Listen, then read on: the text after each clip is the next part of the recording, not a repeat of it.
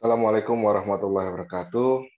Terima kasih telah mengklik video ini. Saya Asdi Avensor sebagai pengelola Jurnal Lidasana akan menyampaikan beberapa hal terkait pengelolaan jurnal ini, terkait submit artikel, terkait apa itu Turnitin, dan terkait bagaimana template untuk memasukkan artikel Anda ke Jurnal Lidasana.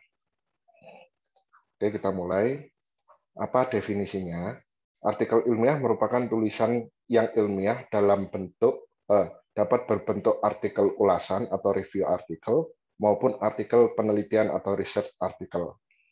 Dari laporan hasil penelitian yang ditulis kembali oleh para penulisnya untuk dipublikasikan ke dalam jurnal. Nah, pertanyaannya kenapa ditulis kembali? Jadi begini, karena artikel ilmiah yang akan dipublikasikan ke jurnal harus mengikuti tata tulis dari jurnal yang dituju.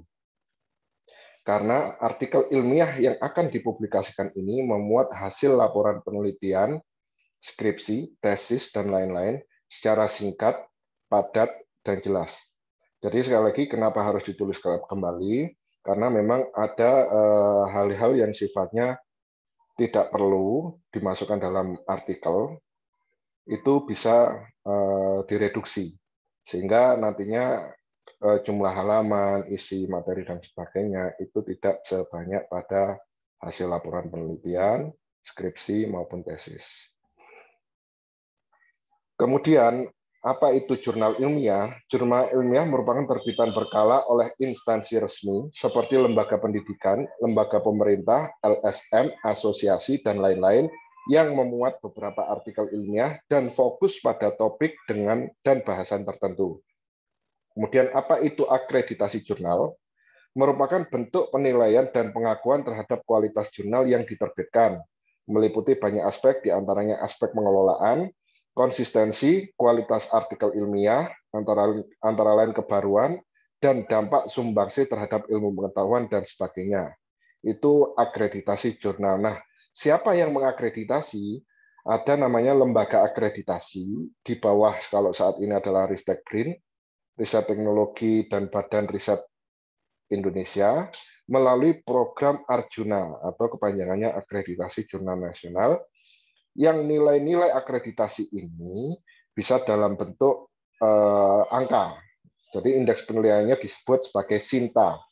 Mulai yang terbaik adalah SINTA 1, kemudian di bawahnya lagi 2, kemudian sampai pada SINTA 6. Nah, penilaian itu apa saja? Itu banyak sekali, sudah banyak pedoman-pedomannya di program Arjuna. Kalau Anda berkenan untuk atau ingin untuk mendalami hal-hal tersebut, silahkan cari Arjuna Akreditasi Jurnal Nasional. Ini adalah peringkat SINTA S6, S5, S4, 3, 2, 1. Jadi semakin tinggi kualitas jurnal tersebut, ya itu maka semakin S-nya ini semakin S1. Jadi misalnya pada S1 dan S2 atau SINTA 1 sampai SINTA 2, berarti jurnal ini itu memiliki kualitas pengelolaan yang baik, peer review yang baik, dan seterusnya. Kemudian apa itu Turnitin? Turnitin adalah program berbasis web yang digunakan untuk menguji keaslian karya tulis, karya ilmiah, skripsi, tesis, dan disertasi. Program Turnitin memiliki database dan arsip redaksi yang lengkap dan sangat besar. Jadi misalnya artikel ilmiah Anda itu kami masukkan ke dalam sistem dalam Turnitin, itu dia akan melacak apakah ini sekedar copy paste dari database yang sangat besar ini atau tidak. Semakin tinggi nilai Turnitin, prosentasenya ya misalnya sampai 50%. Berarti dia artikel ini itu di database mereka, yakni data-data artikel-artikel yang sudah publish, itu banyak yang terdetek hanya copy paste saja. Itu yang harus kita hindari di dunia pendidikan seperti ini dalam sebuah karya ilmiah, gitu kan.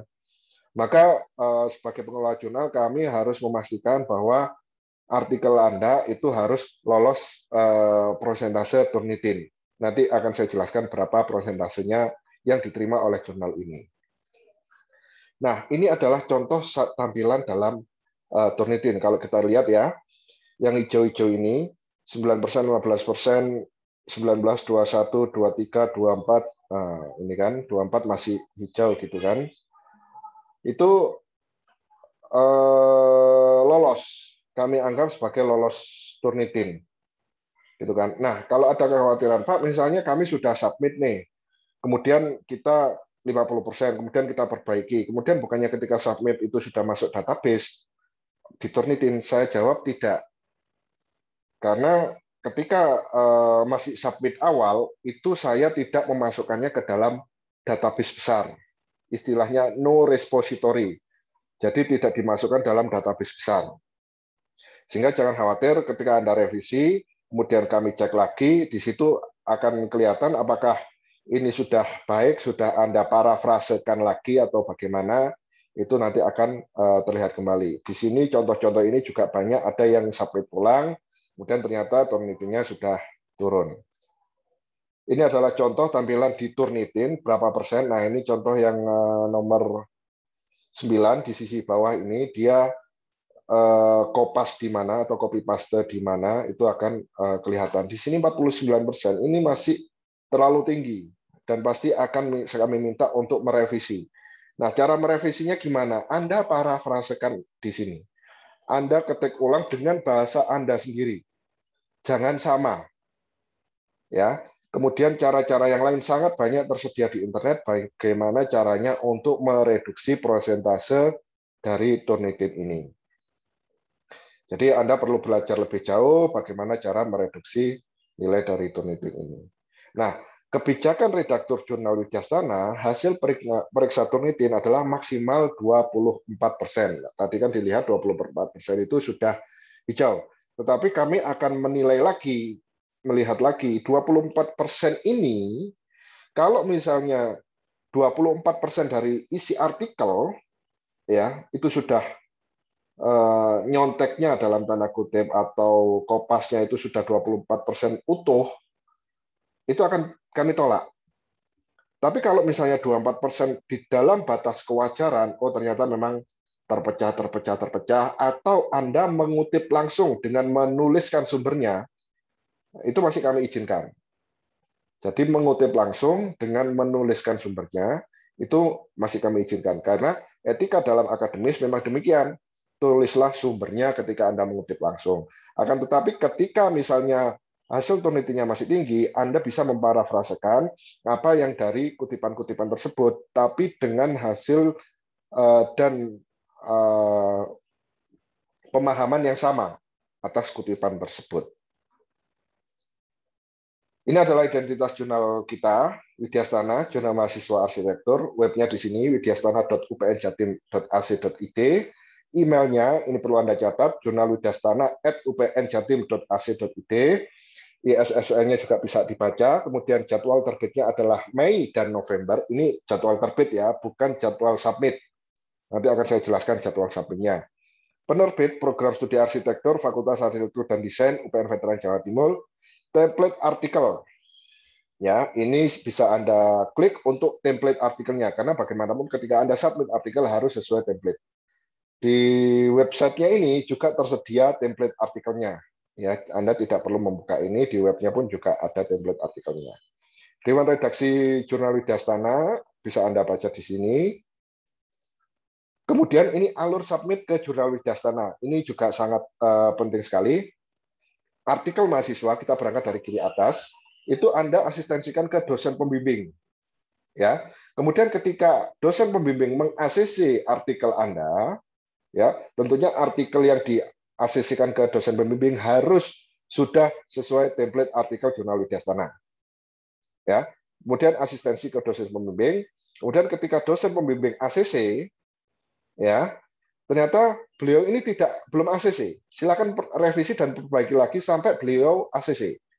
Kemudian ketika beliau sudah ACC, nah ini dibaca paling tengah ini, mahasiswa mengirim artikel dalam format Word, ya ingat format Word, ke email redaksi ini. Di CC ke dosen pembimbing dan memberi info baik melalui WA, SMS atau telepon ke dosen pembimbing bahwa Pak, Bu, saya sudah mengirimkan artikel saya ke jurnal Widaksana. Ya, selain di CC. Jika tidak mengirim kopi ini atau tidak di CC, redaktur tidak akan memproses.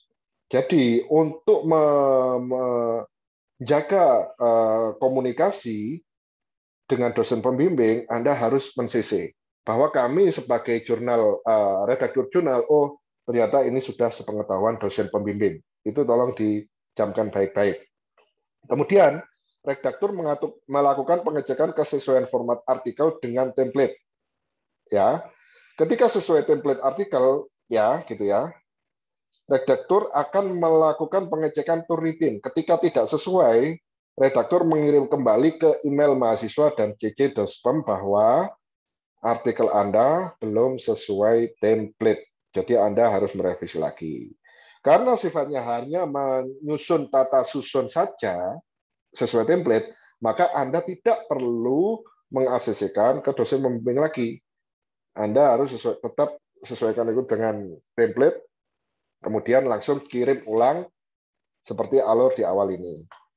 Kemudian ketika sudah sesuai artikel template, maka redaktur akan melakukan pengecekan turnitin. Jika lebih besar atau sama dengan 25%, maka akan dikembalikan ke mahasiswa. Ketika lebih kecil atau sama dengan 24%, maka Anda secara otomatis akan mendapatkan LOA, Letter of Acceptance, ke mahasiswa dan kami CC-kan ke dosen pembimbing. Kemudian artikel terbit. Di bulan apa? Mei dan November. Maka proses ini harus setidaknya sebulan atau 4 minggu sebelum itu. Nanti akan saya jelaskan lebih lanjut. Nah, sedikit saya jelaskan tentang struktur penulisan artikel ilmiah. Judul artikel tidak harus sama dengan judul TA atau skripsi. Di bawah judul dicantumkan nama penulis tanpa gelar dan lembaga tempat bertugas. Di template sudah tertulis. Nah, balik ke judul artikel, kenapa tidak harus sama? Karena artikel ini seringkali mengambil sebagian daripada penelitian tersebut, mengambil sebagian dari skripsi Anda untuk dituliskan kembali ke artikel ilmiah. Makanya kenapa saya tulis tadi menuliskan kembali, ya kan? Kemudian abstrak, memuat inti permasalahan, tujuan, metode penelitian, hasil, dan kesimpulan. Ingat, di abstrak tidak ada kutipan-kutipan. Sekali lagi, di abstrak tidak ada kutipan-kutipan yang tertulis di situ dalam kurung Fulan tahun 2021 itu tidak ada. Tapi abstrak singkat saja memuat inti permasalahan, tujuan, metode penelitian, hasil, dan kesimpulan. Berbahasa Indonesia dan berbahasa Inggris, di akhir abstrak ditulis kata-kata kunci atau keyword. Nah, di abstrak ini fungsinya adalah, jadi orang membaca abstrak itu sudah seakan-akan, oh ya, isi artikel ini isinya seperti ini. Jadi dari abstrak saja sudah sedikit banyak atau 50% memahami isi artikel. Kemudian pendahuluan, berisi latar belakang masalah, ya, mengapa masalah diteliti, perumusan masalah, tinjauan pustaka itu ada di bagian pendahuluan, dan keterangan lain terkait dengan tulisan. Jadi tidak ada tinjauan pustaka dalam sub-bab, tetapi tinjauan pustaka ada di melebur di pendahuluan. Kemudian landasan teori ya atau tujuan pustaka yang saya sampaikan tadi dimasukkan dalam bagian ini.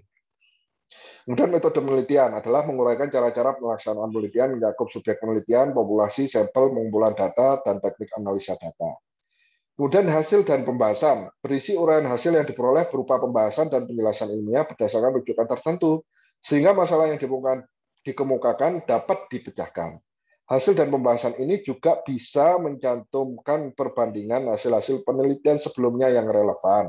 Pada bagian hasil dan pembahasan ini juga bisa dibagi menjadi sub-bahasan sesuai dengan kebutuhan. Jadi hasil pembahasan ini bisa Anda cantumkan lagi, subbabnya itu juga bisa.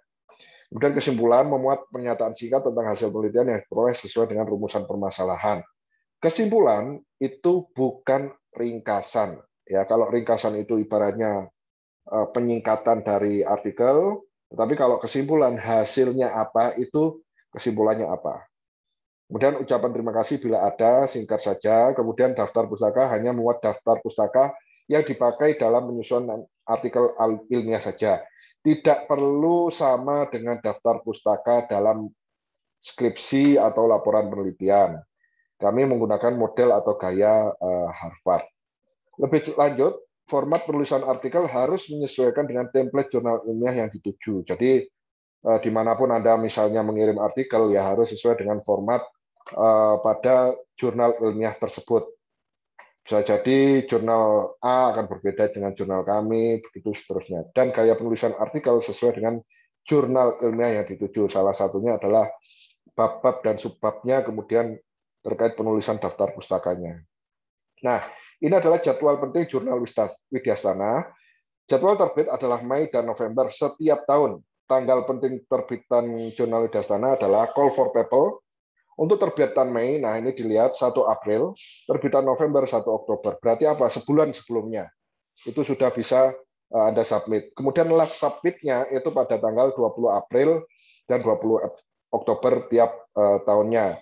Review dan revisi, kami tentu butuh waktu untuk mengecek Turnitin, dan Anda pun juga butuh waktu untuk merevisi berdasarkan hasil Turnitin. Itu tanggal 21 sampai 30, baik untuk bulan April maupun Oktober. Kemudian akan terbit pada tanggal 15 Mei dan November. Untuk kepentingan syarat sebagai yudisium, Anda cukup memegang LOA. Ketika Anda sudah lolos Turnitin, artikel Anda sudah lolos Turnitin, belum terbit pun Anda sudah bisa mendapatkan LOA. Jadi seperti itu. Terima kasih atas perhatiannya. Apabila ada pertanyaan, bisa lewat salah satu dari redaktur jurnal atau bisa lewat saya. Terima kasih. Assalamualaikum warahmatullahi wabarakatuh.